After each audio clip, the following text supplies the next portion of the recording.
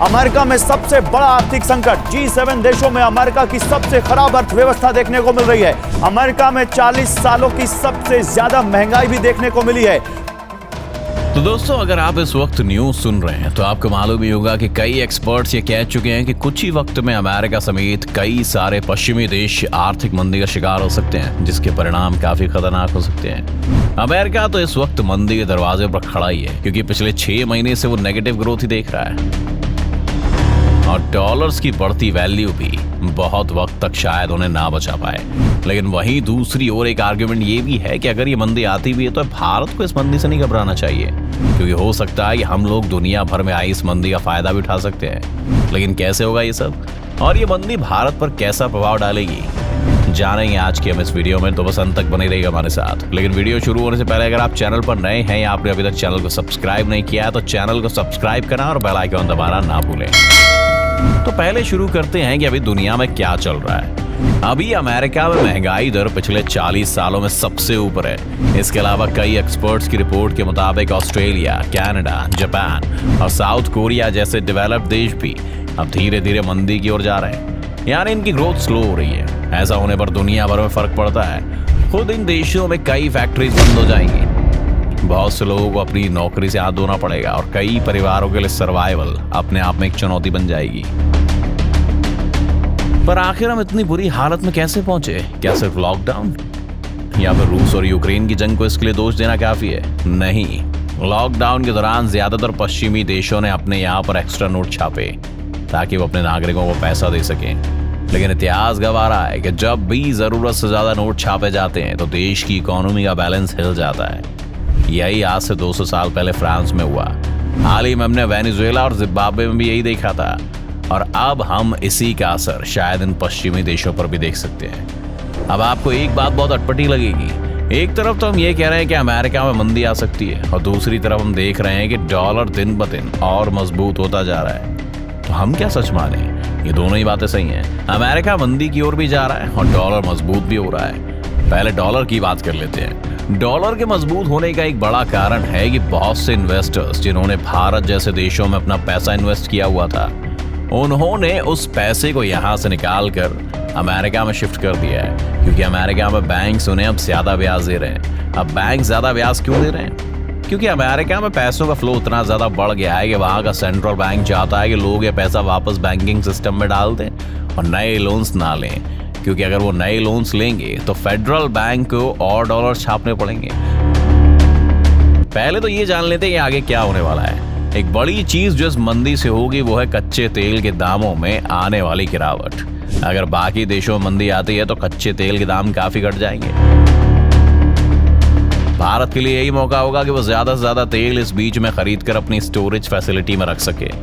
इसके अलावा जैसे ही पेट्रोल और डीजल थोड़े सस्ते हो जाएंगे तो सामान को ट्रक्स या गाड़ियों से इधर उधर ले जाना भी आसान हो जाएगा, जिस वजह से बहुत सी और चीजों के दाम भी मार्केट में घट सकते हैं। तो अगर वहां महंगाई की दर बढ़ती है, यानी इन्फ्लेशन आता है, तो यहाँ पर उसका एक पॉजिटिव इफेक्ट भी देखने को मिल सकता है। इसके अलावा मंदी के दौरान लोग अपना पैसा मार्केट से निकालने लगते हैं, तो अगर अमेरिका के इन्वेस्टर्स अपना पैसा वहां से निकालेंगे तो उन्हें कहीं और तो इन्वेस्ट करना होगा।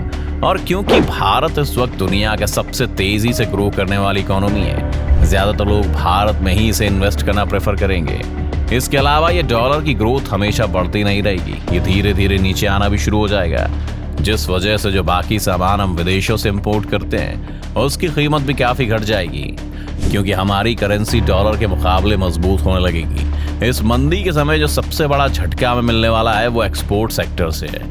भारत दवाइयों से लेकर रिफाइंड पेट्रोलियम और बहुत कुछ दुनिया को एक्सपोर्ट करता है, लेकिन अगर ये पश्चिम के देश मंदी से गुजर रहे होंगे तो वहां पर इन प्रोडक्ट्स की डिमांड कम हो जाएगी, जिस वजह से भारत के एक्सपोर्ट सेक्टर को बड़ा धक्का लग सकता है।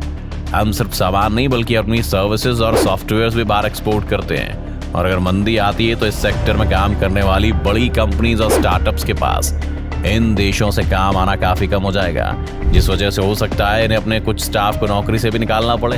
और अगर ऐसा होता है तो हमारी बढ़ती बेरोजगारी एक बड़ा जंप ले सकती है।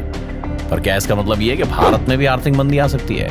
आरबीआई के पूर्व गवर्नर रघुराम राजन समेत कई लोग ये बात मान चुके हैं कि इस वक्त भारत में मंदी आना थोड़ा मुश्किल है, जिसके लिए वो कई कारण गिनाते हैं। इसका एक कारण तो बहुत सिंपल है कि हमने इन देशों की तरह नोट छापने और फ्यूल वगैरह में सब्सिडी देने की कोशिश नहीं की, बल्कि जब भी मौका मिला भारत सरकार ने फ्यूल का रेट बढ़ा दिए, जिससे सरकार पर और हमारे फॉरेन रिजर्व पर कोई फर्क नहीं पड़ा। इसके दूसरे भी कई बड़े कारण हैं, जैसे कि पश्चिम देशों में और भारत में महंगाई में बहुत बुनियादी फर्क है। पश्चिम देशों में महंगाई आने का कारण ये होता है कि अचानक से बहुत सारा पैसा मार्केट में आ गया है और अचानक से सामान की डिमांड इतनी बढ़ गई कि उसके रेट भी बढ़ गए, जबकि भारत में ऐसा नहीं होता। भारत में महंगाई ज्यादातर कच्चे तेल के दाम पर डिपेंड करती है। अगर कच्चे तेल का दाम ज्यादा रहेगा तो देश में हर एक चीज का दाम बढ़ जाएगा, क्योंकि सामान को इधर से उधर पहुंचाने के लिए गाड़ियों में तेल लगता है। वहीं यहाँ पर ये केस नहीं है कि मार्केट में बहुत सा पैसा फालतू आ गया, इसलिए कच्चे तेल के रेट कम होते ही हम बाकी दुनिया से अच्छे होंगे और मंदी आती है तो कच्चे तेल के दाम जरूर कम होंगे। IMF ने कहा है कि भारत इस साल 7% की दर से ज्यादा ग्रो करेगा और ये ग्रोथ फैक्टर ही हमें धीरे धीरे महंगाई कम करने और इस मंदी से बचने में हमारी मदद करेगा। अगर भारत अपने एक्सपोर्ट्स को भी बढ़ाने का कोई तरीका ढूंढ ले तो फिर हमें इस रिकॉर्ड तोड़ ग्रोथ करने से कोई नहीं रोक पाएगा। खैर अभी तो सिर्फ हम कयास ही लगा सकते हैं, लेकिन जरूरी नहीं है कि हमने जो कहा है वो सही हो। आपको क्या लगता है, इस मंदी से क्या भारत को कोई फायदा होगा? हमें कमेंट्स में जरूर लिखें। उम्मीद है कि वीडियो देखकर आपको काफी कुछ जानने को मिला होगा। अगर आपको वीडियो पसंद आए तो वीडियो को लाइक करें और अगर आप चैनल पर नए हैं, आपने अभी तक चैनल को सब्सक्राइब नहीं किया है तो चैनल को सब्सक्राइब करना और बेल आइकन दबाना ना भूलें।